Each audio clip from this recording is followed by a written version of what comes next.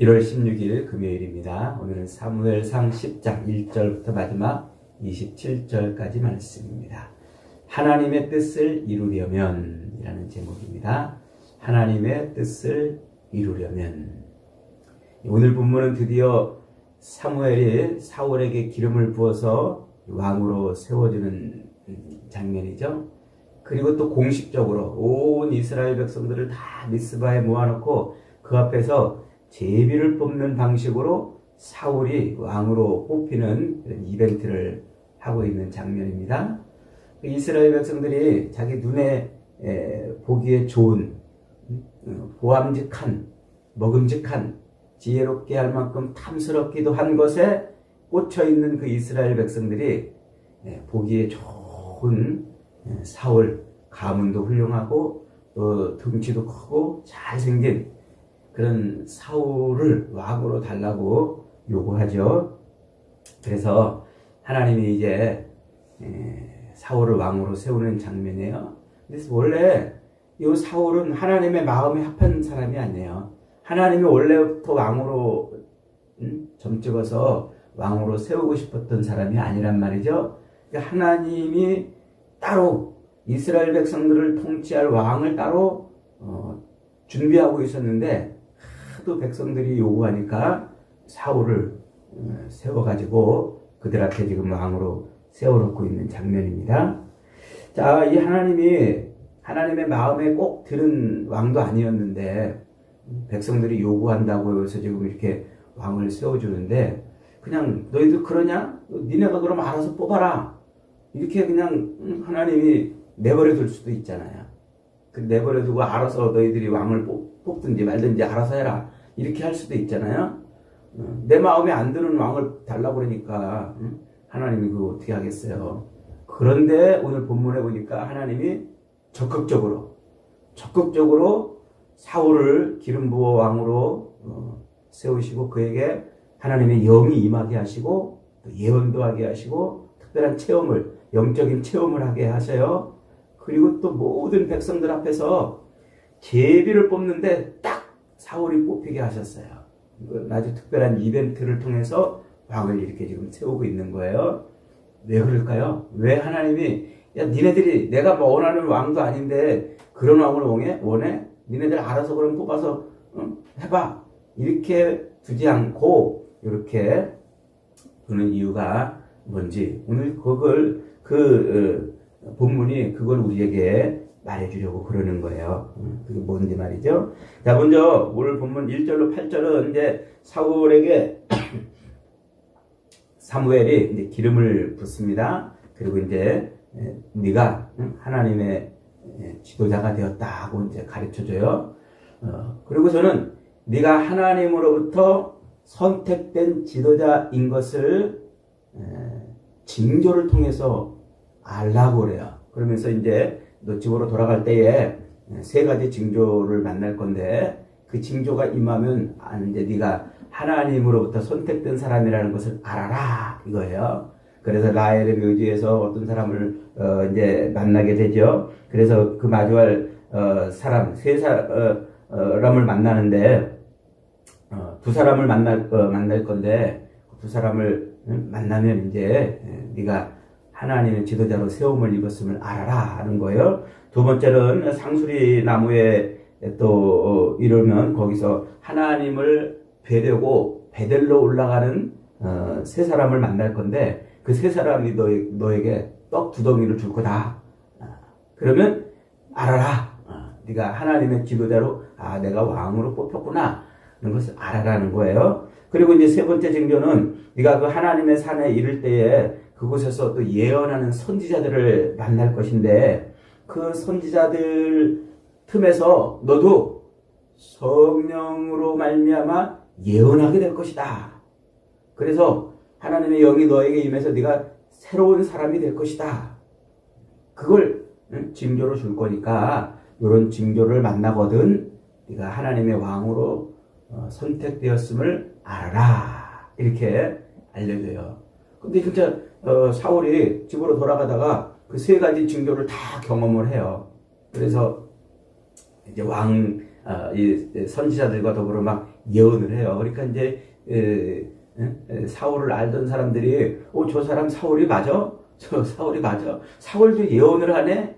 사울도 예언을 하네? 이러면서 사울도 선지자 중에 있었느냐 하고 이렇게 묻는 그 말이 속담이 될 정도로 충격적인 그런 일이 벌어졌다는 거예요. 자, 그렇게 해서 이제 하는데 이제 사무엘이 사울에게 그런 세 가지 징조가 임하면 그러면 너는 그 징조를 분별하고 네 손이 이를 얻는 대로 열심히 기회를 따라 행하라 하고 이렇게 말을 해요. 기회를 따라 행하라. 그런 징조를 만나거든 네가 하나님의 왕으로 세움을 이뤘다는 것을 알고 기회를 잘 잡아라 라고 이제 권면을 하는 거예요. 자, 그 다음에 이제 9절부터 16절까지는 사무엘이 그렇게 이제 다 예언이 성취돼가지고 그 징조가 다 성취돼서 이제 집으로 이제 이렇게 돌아오는 과정에서 그가 하나님의 영이 임해서 뭐가 됐어요? 새 사람이 된 거예요, 새 사람. 그러니까 하나님이 워낙에는 그가 왕 될 사람이 아니었는데 백성들이 하도 요구하니까 이제 사울을 뽑아가지고 왕으로 세우시면서 그를 새 사람으로 지금 만들었다는 거예요. 자, 그 다음에 이제 17절부터 27절에는 이번에는 이제 사무엘이 이스라엘 온 백성들을 미스바로 모았어요. 미스바가 뭐라고 그랬죠? 망대. 하나님을 바라보는 곳이라는 의미라고 그랬죠? 미스바에 모여가지고 이제 백성들 하여금 야, 이것들아, 너희들이 왕을 요구하니까 왕을 세워주겠다마는 워낙은 하나님이 너희들을 애굽에서 건져내고 여기까지 끌고 오면서 하나님이 너희의 왕이 아니셨더냐? 그런데 너희들이 인간의 왕을 요구하는 것은 지금 하나님을 왕으로 지금 섬기지 않겠다는 그런 뜻인 줄 알아. 그 정신 똑바로 차려 하면서 이제 한번 책망을 하고서는 그리고서 이제 왕을 이렇게 뽑는 이벤트를 하는 거예요. 그래서 각 지파에서 1000명씩 나오라고 그래서 그 지파 중에 한 지파를 제비 뽑았어요. 그랬더니 어느 지파가 뽑혔어요? 베냐민 지파가 뽑힌 거예요. 그 베냐민 지파 중에서 또 여러 가문이 있는데 그 가문 중에서 또 제비를 탁 뽑았더니 또 사울의 가문이 딱 뽑힌 거예요. 그리고 그 사울의 그 가족들 중에서 또 제비를 딱 뽑았더니 사울이 뽑힌 거예요. 야, 그거 신기하잖아요. 그러니까 하나님은 이미 사울을 점 찍어서 왕으로 기름 부어놓고 이제 백성들 앞에서 그가 마치 우연히 뽑힌 것처럼 이렇게 큰 이벤트를 해가지고 그를 딱 세워 놓으신 것이죠. 자, 이렇게 이제 하나님께서 그렇게 대관식을 잘 이제 치러줬어요. 그런데 사울이 어떻게 했어요?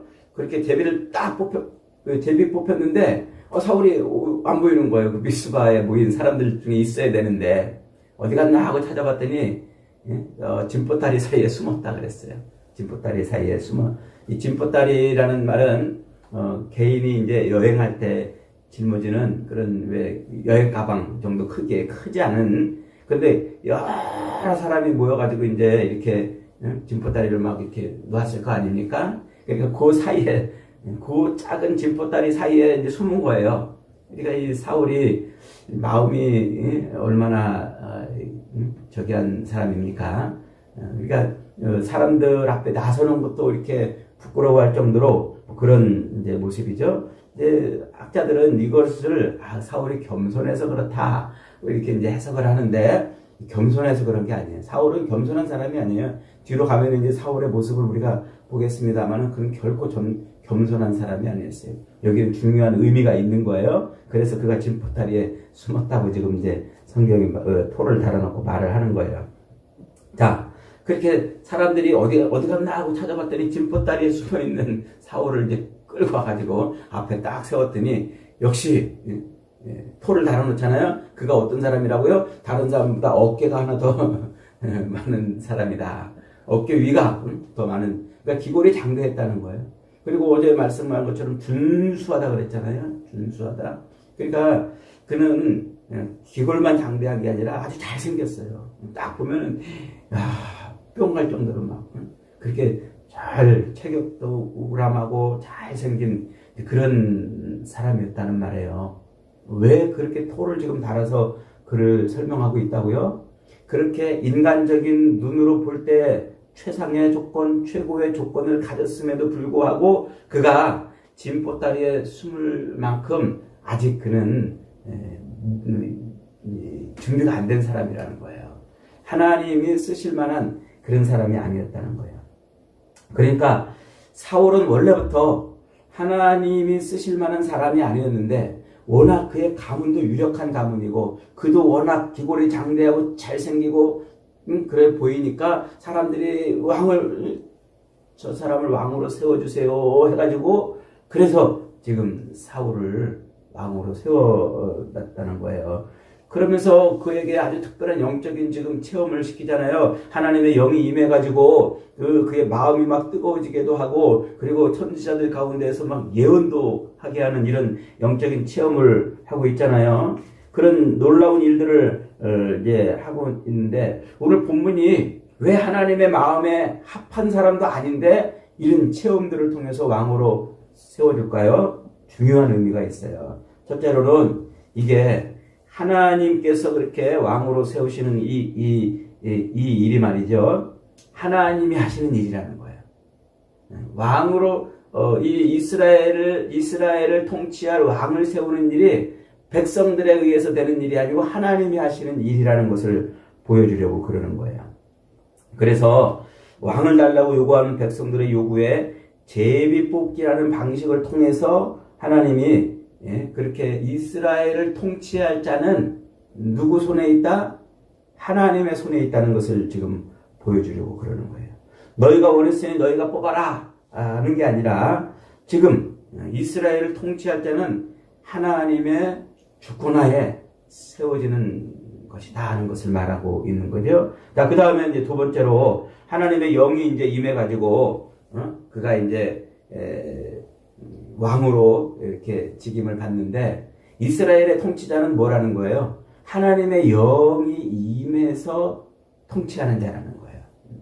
인간적인 그런 화려하고 준수하고 좋은 그런 외모를 가지고 일하는 자가 아니고 인간의 조건을 가지고 일하는 자가 아니고 이스라엘을 통치한 자는 하나님의 영에 붙들리는 사람이어야 한다 하는 것을 말하고 있는 것이죠. 그래서 하나님이 사울에게 성령을 주신 것은 사울이 합당한 왕이라서 성령을 준 게 아니고 합당한 왕이라서 하나님의 영을 부으신 게 아니고 왕은 이스라엘을 통치하는 왕은 하나님의 영에 붙들리는 자이어야 한다 하는 것을 말해주려고 그러는 거예요. 그 다음에 이제 세 번째로 모든 백성들을 모아놓고 제비를 뽑는 방식으로 지금 이렇게 사울을 뽑히도록 만든 것은 지금 그들이 이스라엘 백성들이 왕을 달라고 요구한 그 요구대로 하나님이 이제 그들에게 왕을 뽑았으니까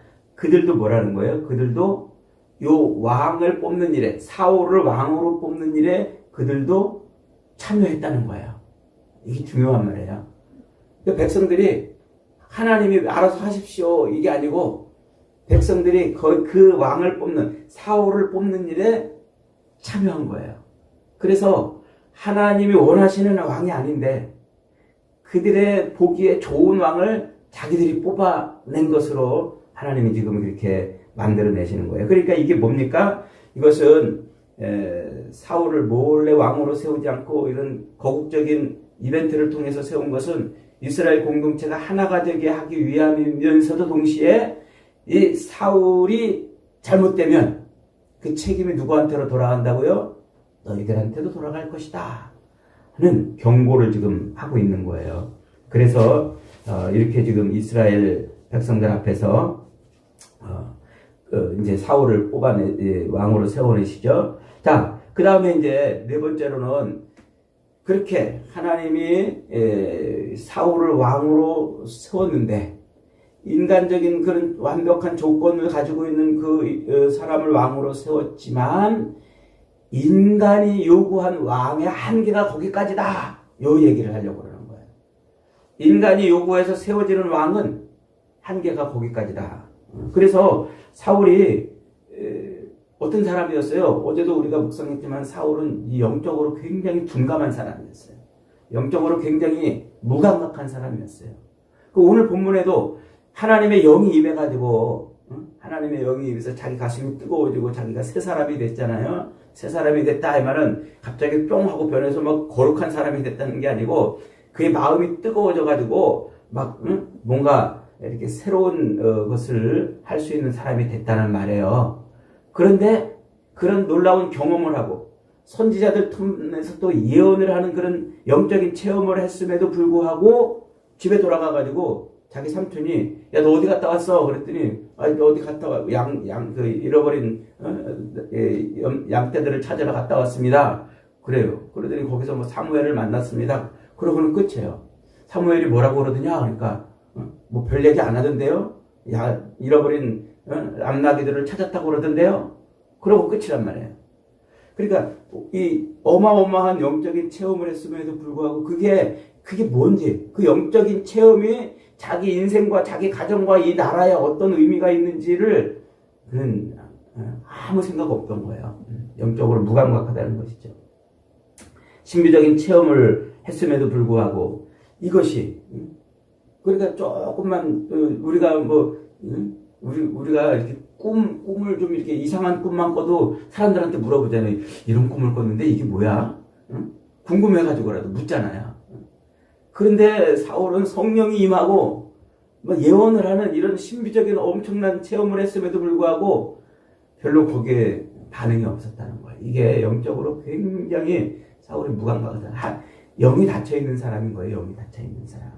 뿐만 아니라 제비뽑기라는 독특한 방식으로 그가 뽑혔잖아요. 그렇게 뽑힐 수가 없잖아요.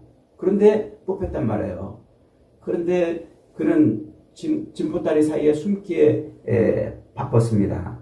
사울이 겸손해서 숨은 게 아니에요. 이것은 그는 외모적으로 인간의 그 눈으로 볼 때는 완벽한 조건을 갖췄을지 몰라도 그는 하나님이 보시기에는 무기력한 그리고 무감각한 그런 왕이라는 것을 지금 본문이 말해주려고 그러는 거예요.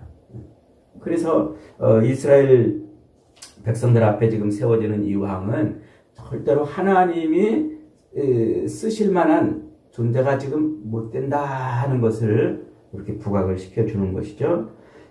그러니까 이스라엘이 하나님이 우리 왕으로 통치하시는 것만으로 부족해요. 우리에게 진짜 왕을 세워주세요. 해가지고 하나님이 그들의 요구대로 그들이 원하는 왕을 세웠지만 그러나 그들이 원하는 왕을 세웠어도 하나님이 쓰시기에는 부족하다는 것을 지금 말해주는 것입니다. 그럼에도 불구하고 우리에게 이 본문은 또 중요한 두 가지 사실을 또 가르쳐줘요. 첫째로는 하나님께서 사울을 쓰시려고 할 때 하나님의 뜻을 이루는 어쨌든 왕으로 세워서 하나님의 뜻을 이루는 그런 사람이 되게 할 때에 그에게 먼저 뭘 주셔요? 징조를 주셨다는 사실이에요. 징조. 그래서 하나님의 뜻을 이루기 위해서 하나님은 반드시 뭘 먼저 주시냐면 징조를 먼저 주신다는 거예요. 7절에 이 징조가 내게 임하거든 너는 기회를 따라 행하라 하나님이 너와 함께 하시느니라 그랬잖아요. 그러니까 이 징조라는 게 뭐예요? 징조. 사인이라는 거예요. 사인. 표시라는 거죠. 표지판. 우리 인생의 일이 다 그래요. 사울이 왕이 되는 일도 대통령이 바뀌는 일도 우리 개인의 가정사건, 개인의 모든 일들이건 이런 나라의 모든 일들이건 이런 모든 일들은 다 느닷없이 오지 않아요. 항상 무슨 징조가 먼저 일어나요. 징조. 그래서 그 징조를 분별하지 못하고서는 그것을 하나님의 일을 이룰 수가 없습니다. 그래서 사람은 하나님의 징조를 분별해야 돼요. 예수님이 말세가 되면 이런 징조가 있을 것이다 그러잖아요. 그런데 말세가 되면은 지진이 일어나고 말세가 되면 먹고 사는 문제가 벌어지고 말세가 되면 전염병이 창궐하고 말세가 되면 사랑이 식어가고 이런 징조가 있다고 그러는데도 우리 오늘날 우리 성도들이 지금이 말세인지 모르고 살고 있는 거예요. 징조에 무감각한 것이죠. 노아가 산에다 배를 짓는 것은 징조였어요. 세상을 물로 심판한다. 그런데 사람들은 와가지고 야 이 미친 늙은이야 왜 산에다가 배를 짓냐고 조롱하고 놀릴 줄 알았지, 그게 온 세상을 물로 심판하시겠다는 하나님의 징조인지를 까맣게 몰랐던 거예요. 그래서 결국 모두가 다 물에 잠기게 되는 거죠. 여러분, 지금 말세의 징조가 너무나 많이 일어나잖아요. 계시록에서는요, 말세의 징조를 4가지로 우리에게 알려줬죠. 첫째로는 전쟁이 끊이지 않아요. 전쟁. 그리고 기근, 먹고 사는 문제. 이 먹고 사는 문제로 늘 사람들이 시달려요. 그리고 또 각종 재난이 또 끊이질 않아요. 그리고 전염병이 계속해서 창궐한다 그랬어요. 이게 지금 그런 우리 사회에 지금 그러잖아요. 전쟁 계속 일어나잖아요. 먹고 사는 문제. 오늘 같은 이런 시대에도 여전히 우리는 무엇을 먹을까 걱정하잖아요. 재난은 또 얼마나 많이 일어납니까? 전염병은 또 어떻습니까? 이게 지금 뭐라는 얘기예요? 말세의 징조라는 얘기예요. 이 징조를 분별하려면 뭐 해야 된다고요? 하나님의 말씀을 잘 분별해야 돼요. 성령, 하나님의 영이 임해서 하나님의 일을 하려면요, 이 징조를 분별할 수 있는 은혜가 있어야 돼요. 그러려면 성경을 자꾸 읽어야 돼요. 성령의 역사는 성경을 통해서만 이루어지기 때문에 그래요. 자, 그 다음에 또 사울에게 또 뭐라고 그럽니까? 그 징조가 임하거든 기회를 놓치지 말아라 그래요. 기회를 놓치지 말아라. 그러니까 하나님은 우리 인생에 늘 기회를 주시는 거예요. 기회. 예수를 영접할 기회. 회개할 기회. 이런 기회들을 놓치면은 우리 인생은 하나님의 뜻을 이룰 수가 없는 겁니다. 여러분, 이 땅을 살아가면서 사울처럼 영적으로 둔감하지 마세요. 우리는 하나님의 영이 들어와서 살고 있는 사람이기 때문에 모든 일을 다 영적으로 봐야 돼요. 영적으로 본다고 해가지고 뭐 신비적인 것이라고 이렇게 하면 안 되고, 지금도 영이신 하나님이 세상을 통치하고 계시구나. 내 인생이 이 먹을 것, 마실 것, 입을 것에 집착하는 육신의 삶이 아닌 하나님의 뜻을 이루는 영적인 삶을 살아야 되겠구나. 이걸 분별하라는 거예요. 분별. 그리고 사울처럼 무감각하면 안 돼요. 그런 영적인 일에. 그래서 늘 깨어서 영적인 일을 감당해야 돼요. 영적인 일을 늘 분별하며 살기 위해서는요, 성경밖에 없어요. 성경을 자꾸 읽고 묵상하고, 그러면 성경을 통해서 하나님의 영, 성령이 역사하세요. 예수 그리스도의 영, 말씀이 육신이 되어 우리 가운데 오신 예수 그리스도를 증거하는 성경, 그 성경을 깨닫게 하는 성령이 역사하세요. 그러면 우리가 하나님의 뜻을 분별할 수가 있는 거예요. 사랑하는 여러분, 저와 여러분은 늘 영적으로 민감해서 하나님의 징조를 분별하고, 또 영적으로 민감해서 우리의 기회들을 잘 살려서 주님의 일을, 하나님의 뜻을 잘 이루는 복된 인생들이 되시기를 주님의 이름으로 축복합니다. 아멘.